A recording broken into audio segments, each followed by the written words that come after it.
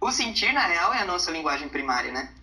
A nossa mente é muito estruturada por uma lógica que a gente aprendeu culturalmente, e a nossa mente é limitada pela lógica verbal, né?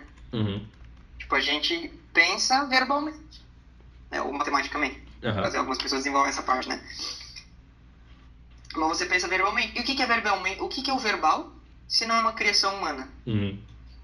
É uma criação humana. Não é uma realidade da natureza. É uma criação humana. Agora, o sentir, não. Entendeu? Por exemplo, quando eu falo de raiva. Raiva é a concepção humana de raiva. A raiva que eu sinto não é a mesma raiva que você sente. Não é? A única raiva verdadeira é a que você sente. Não a que você pensa. E tem muito sentimento que a gente não sabe qual que é o nome deles. A gente fica confuso. O que eu tô sentindo? Eu não sei direito o que eu tô sentindo. Não importa. Só sente. Às vezes o que você tá sentindo não tem nem nome. Por exemplo, saudade, né? A palavra saudade. Tem no português e em algumas outras línguas não tem a palavra saudade. Mas você sente saudade. Todo mundo sente saudade. Independente se existir essa palavra ou não. Agora tô E é engraçado curioso que tem isso, né, de como funcionam pensamentos e sentimentos, porque o que é interessante da meditação é que você observa, pelo menos no meu caso, geralmente observa os pensamentos e aí deixa passar, beleza. E os sentimentos, eles meio que afloram e você respira, volta para aquilo e também deixa passar. Só que você não vê ele, você não pensa ele porque ele só vem, assim, é uma reação mais física, no meu caso. E aí, beleza. Só que o interessante é que os seus pensamentos causam a sua realidade, né? Causam seus hábitos, porque eles transformam de pensamentos em ações. E geralmente acho que a emoção é esse passo do meio ali, né? Um pensamento se transforma em uma emoção também. Porque se você está overthinking alguma coisa, por exemplo, aquilo lá se torna estresse. Ou se você está... Então, tem um relacionamento de o pensamento se transformar em emoção, o pensamento se transformar em ação. Mas também tem uma emoção primária, assim, uma emoção primitiva que vem direto sem nem você contextualizar em um pensamento. E daí fica essa coisa de tipo, peraí, mas exato. É um, é outro, é os dois e... Eu tava ouvindo agora o livro do Letting Go, do Richard Hawkins. Sabe? E num dos capítulos ele fala o seguinte. Ele fala, porque as nossas emoções, nossos sentimentos criam os nossos pensamentos.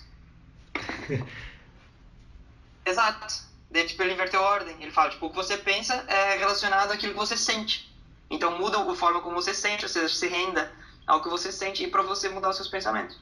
E daí eu fiquei pensando, talvez faça sentido.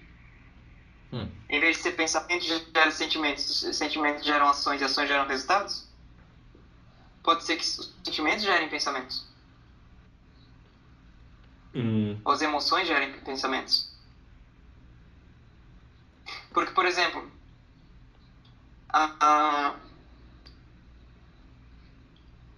no Renascimento, a gente acaba liberando um monte de traumas que o pessoal não consegue explicar de onde que vem aquilo, aquela tristeza, ou aquela dor, ou aquela agonia, ou sei lá o quê. Não consegue explicar o que é, e de onde vem e tudo mais. Por um motivo, que essa emoção primária foi gerada no momento em que você ainda não tinha a linguagem verbal no seu cérebro. Você aprende a falar aos 2 anos. Até lá, você não tem uma linguagem verbal formada. Então você não consegue definir e categorizar o que você sente. Então você fica com uma memória emocional de alguma coisa que você não consegue intelectualizar. Então, por exemplo, você nunca vai chegar nessas emoções primárias intelectualizando. Só que essas emoções primárias, elas geram seus pensamentos. Então, eu concordo com isso, mas eu acho que tem mais uma coisa ali, que é o pensamento pode ser composto de palavras, né? Que você falou de pode ser uma linguagem ou matemática.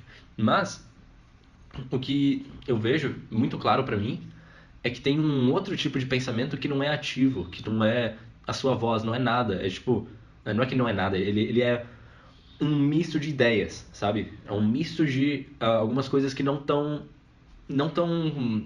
sendo faladas, sabe? Você tem a voz aqui dentro, ou as vozes, só dentro da sua cabeça. Uhum. Mas você, às vezes, pensa sem que ela se manifeste. E você chega em uma conclusão, chega em uma ideia sem que a voz tenha falado nada.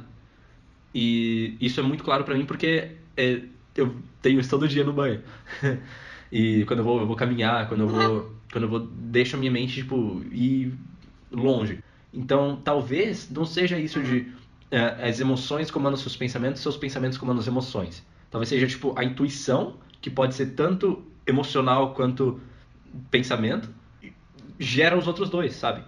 E aí, tipo, pode, eu acho que tem isso de... É uma coisa instintiva, primária, intuitiva, e aí isso leva nos outros dois, em um pensamento concreto, com palavras ou números, ou em uma emoção que você aflora.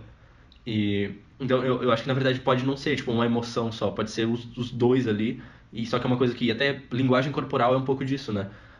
O Goff também dá daquele exemplo no Moving Up que o baralho que tá zicado, sabe? Tipo, tem um baralho com Sim. que tá predisposto a perder, a sua mão começa a suar antes de você perceber isso conscientemente. Então, tem aquela coisa rolando ali, aquela intuição.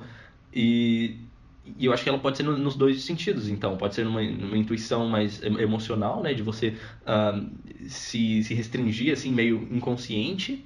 Que linguagem corporal é muito isso. E tem a outra coisa que é isso da intuição do pensamento, que traz as ideias e tal.